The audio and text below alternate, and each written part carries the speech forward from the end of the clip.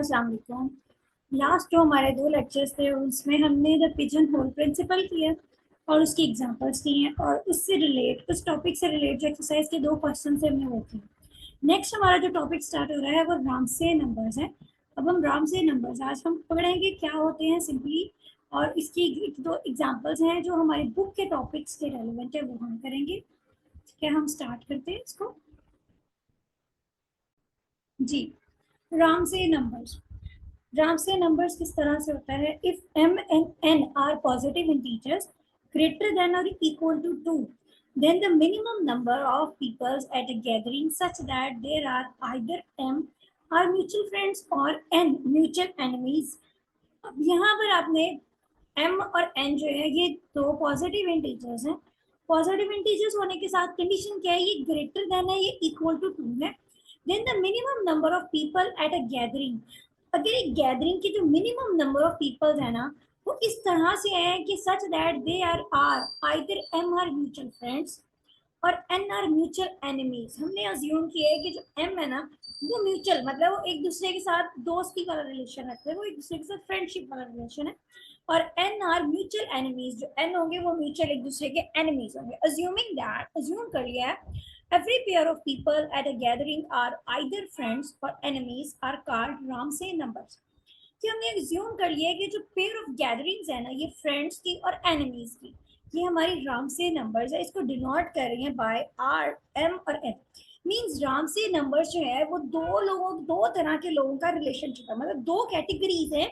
और वो दो कैटेगरीज कौन कौन सी हैं? एक म्यूचुअल फ्रेंड एम कैटेगरी और एक म्यूचुअल एनिमीज एन कैटेगरी। तो रामसे नंबर्स को हम डिनोट करते हैं आर एम एन। नेक्स्ट है, मूव करते हैं। It is possible to prove some useful properties about Ramsey numbers. हमारे लिए ये पॉसिबल है कि हम प्रूव करें इसके about useful properties, but for the most part it is difficult to find their exact value. लेकिन मोस्ट क्या होगा पार्ट इसका वो है कि इसको इसकी एग्जैक्ट वैल्यूज को फाइंड करना थोड़ा डिफिकल्ट है। इसके अंदर जो है ना राम से में इसके अंदर डायरेक्ट प्रॉपर्टीज कुछ यूज होंगी जिनकी वजह से हमने इसको डायरेक्ट करना है, मतलब कि उन प्रॉपर्टीज को हम यूज करेंगे और बाकी हम जैसे जैसे करते जाएंगे इसको देखते हैं। By symmetry we can say that राम से R M N is equal है आर एन एम, मतलब symmetric property. And R to N, जब भी आर रामसे के साथ टू के साथ कोई भी नंबर होगा तो वो नंबर एज इट इज बाहर आएगा। टू कभी भी बाहर नहीं आएगा और वो ऑपरेट नहीं होगा। टू के साथ जो भी नंबर होगा वो ऐसे बाहर आएगा। फॉर एवरी पॉजिटिव इंटीजर, हर एक पॉजिटिव इंटीजर जो कि एन जो कि क्या होगा ग्रेटर या इक्वल टू होगा। So for the exact value of only 9 such numbers be found which include। तो इस तरह के 9 नंबर्स, जैसे कि 9 m के होंगे 9 ही n के होंगे, इन तरह के नंबर्स की हम वैल्यूज फाइंड कर सकते हैं जो कि इंक्लूड करती है हमारी R44 से। मतलब दोनों टर्म्स जब सेम है तो ये 18 आएगा। ये 18 किस तरह आएगा ये आगे जाके इसके फॉर्मूला से हम प्रूव करेंगे। चेक करें कि ये 18 किस तरह आएगा। Mostly bounds are known for many other Ramsey number such that, ये जो बाकी नंबर्स हैं उनकी एक बाउंड्रीज है कि जो रामसे नंबर्स है वो इस और इस बाउंड्री के इन बिटवीन रहेगा। जैसे रामसे 55 जो है वो 43 और 49 के इन बिटवीन रहेगा। However, another way of defining the Ramsey number also can be adopted with the help of solving the above examples. It is also discussed, जो ऊपर एग्जाम्पल डिस्कस की गई है उसको सॉल्व करते हुए भी हम रामसे नंबर्स को फाइंड कर सकते हैं। अब रामसे नंबर्स जो है अभी ऊपर वाली एग्जाम्पल है, पहले हम ऊपर वाली एग्जाम्पल देखते हैं उसमें क्या है, फिर हम नीचे वाले एग्जाम्पल में जी। prove that at gathering of any 6 people, some 3 of them are either mutual friends or mutual enemies to one another. This example is also given in exercise। यही हमने क्वेश्चन नंबर 2 में, ये एक्सरसाइज में question number 2 जो था हमारा वो इसी तरह से था, इसी से रिलेट कर रहा था जब हमने ये पेयरिंग बनाई थी। However, we can next हम इसमें रामसे नंबर्स को डिफाइन करते हैं। अब जो एग्जाम्पल है नीचे वाली एग्जाम्पल देखते हैं वो किस तरह से। अच्छा जी, to solve these examples we use the following technique. पहले यहाँ पर जो है ना जैसे देखें मैथमेटिक्स में काम दो तरह से चलता है। पहले हमें मेथड बताया जाता है कि हमने मेथड्स पहले हमें बताए जाएंगे। जैसे हमें डिस्टेंस और डिस्प्लेसमेंट आता है, पहले हम एक डिस्टेंस है उसको कवर करने के वेज देखते हैं। एक ये वे है, एक ये वे, हमारे पास 3-4 वेज आ जाते हैं। जैसे कि शॉर्टली अगर मैं समझाऊँ आपको तो यहाँ पर क्या है, जैसे कि हमने पॉइंट पे पहुंचना हो, ये हमारा एक पर्टिकुलर पॉइंट है, हमने यहाँ से चलना है, हम यहाँ से चले इस तरह हम इस पे पहुंच गए, एक ये वे है। दूसरा हमारे पास है ये और ये वे, हम यहाँ पहुंच गए। अब जैसे मैथ में पहले है कि पहले हमें लॉन्ग वेज हमें बताए जाते हैं कि ये इस तरह से हो सकता है, ये इस तरह से हो सकता है, रियल लाइफ एप्लीकेशन से रिलेट करके। फिर पहले हमें बताया जाता है कि ये डिफिकल्ट कितना है, मेन जो हमारा यहाँ पर प्रॉब्लम चल रहा है, पहले हमें बताया जाता है कि इन मेथड से फाइंड करना है इसको कितना डिफिकल्ट है, और फिर हमें उसका शॉर्टेस्ट वे बता दी, जैसे कि ये आपके पास डायरेक्ट डिस्प्लेसमेंट उस पॉइंट तक पहुंचने का।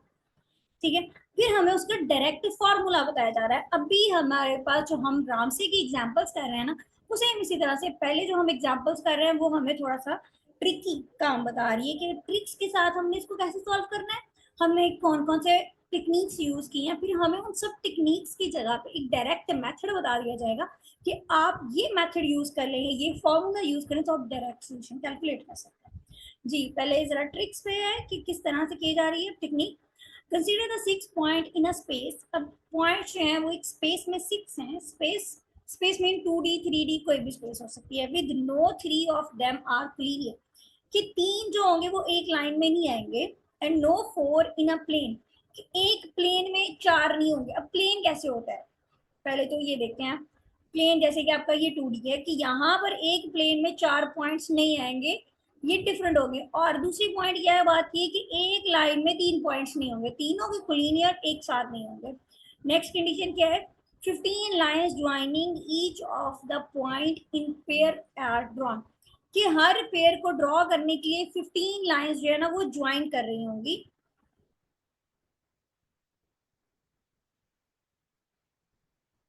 अच्छा जी, अब all line segments are then painted with two colors, red and blue.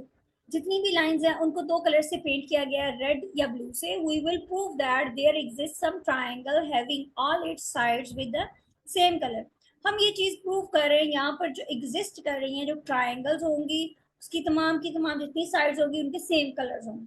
चलिए जी, आ जाए जरा ट्रायंगल्स को ड्रॉ करते हैं।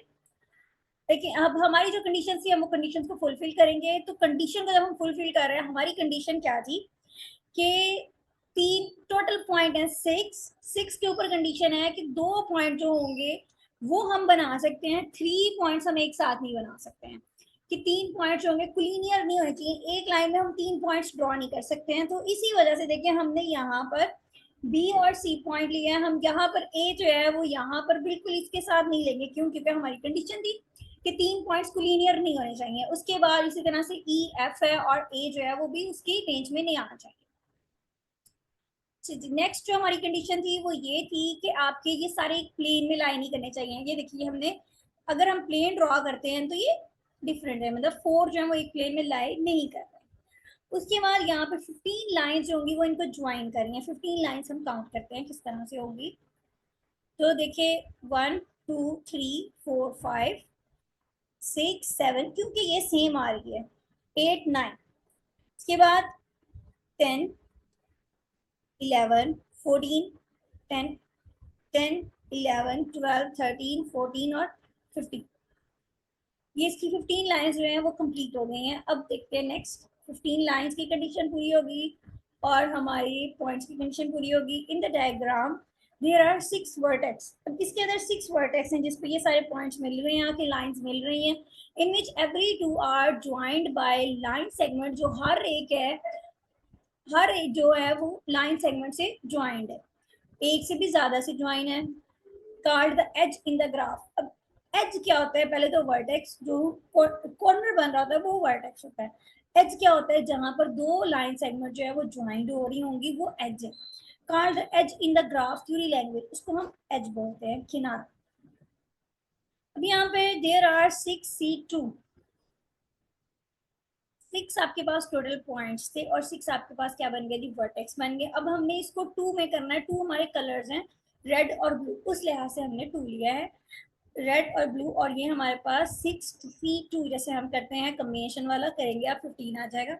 15 एजेस हैं और लाइन सेगमेंट है इन टोटल तो यहाँ पर 15 ही लाइन सेगमेंट है और 15 ही हमारे जो है वो एजेस बन रहे होंगे उन लाइन सेगमेंट्स की वजह से। अब देखते हैं, each edge is coloured as red और ब्लू। जितने भी एज हैं उनको कलर दिया गया रेड का या ब्लू का दिया गया। अब नेक्स्ट चलते हैं, now consider the vertex A. अब जो कंसीडर कर लिया हमने वर्टेक्स ए को, the edge inside with A are. अब ए के साथ जो जो एजेस बन रहे हैं वो कौन से बन रहे हैं, देखिए ए B, A C, A D, ए ई और ए एफ, पांच बन रहे हैं, आर कलर्ड आइदर रेड और ब्लू।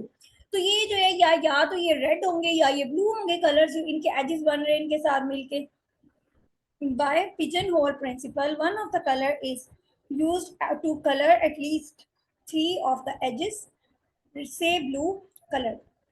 ये जो हमारे पास पिजन प्रिंसिपल है, वन, इसके जब कलर्स हम यूज कर रहे हैं तो एटलीस्ट थ्री कलर जो होंगे फाइव एजेस में से वो ब्लू होने चाहिए, ये कंडीशन है पिजन होल प्रिंसिपल की। Let A B, A C and A D are coloured blue.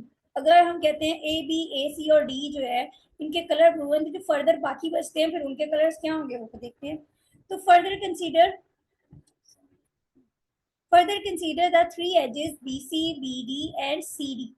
If any of these three, say BC is blue color, colored blue। अब जो आपके फर्दर थ्री एजेस बच रहे हैं BC, BD और CD, ये जो है इनमें से कोई तीन हम ले लेते हैं से, तो वो कलर ब्लू के हैं। Then we have a blue triangle name. तो हमारे पास जो ट्राइंगल बन जाएगी वो ब्लू नेम की बन जाएगी, वो बन जाएगी A, B and C। three are blue, then all the three edges B, C, B, D and C, D must be red color। कि अगर ये ब्लू कलर के नहीं होंगे तो ये रेड कलर के होंगे, ठीक है। In this case we get a red triangle BCD। इस तरह हम जो ट्राइंगल गेट कर रहे हैं वो रेड ट्राइंगल हो जाएगी। We conclude that there exists some triangle having all its sides with the same color। हम कंक्लूड करते हैं कि जो हमारी ट्राइंगल्स होंगी जहां पर एग्जिस्ट कर रही होंगी उसकी तमाम की तमाम साइड्स का कलर जो होगा वो सेम।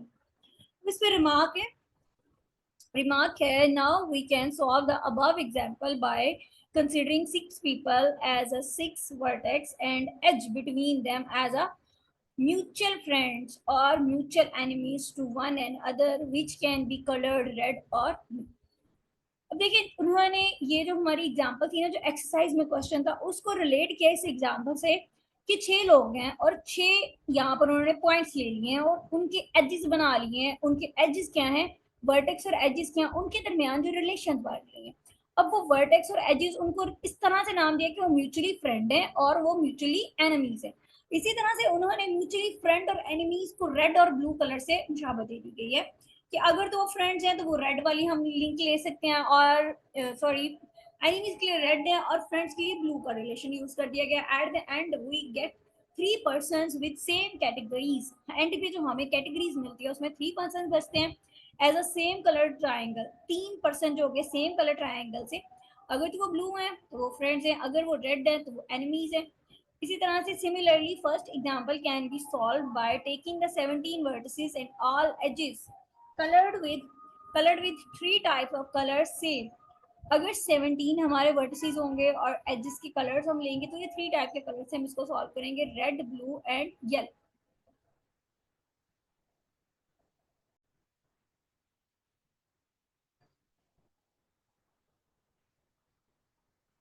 नेक्स्ट है कंप्लीट ग्राफ्स। कंप्लीट ग्राफ्स का टॉपिक से ऑनवर्ड जो टॉपिक है वो हम इंशाल्लाह कल के लेक्चर में करेंगे। रामसे नंबर्स हम कल के लेक्चर में कंप्लीट करेंगे और उसके बाद नेक्स्ट हम एक्सरसाइज स्टार्ट करेंगे। अल्लाह हाफिज।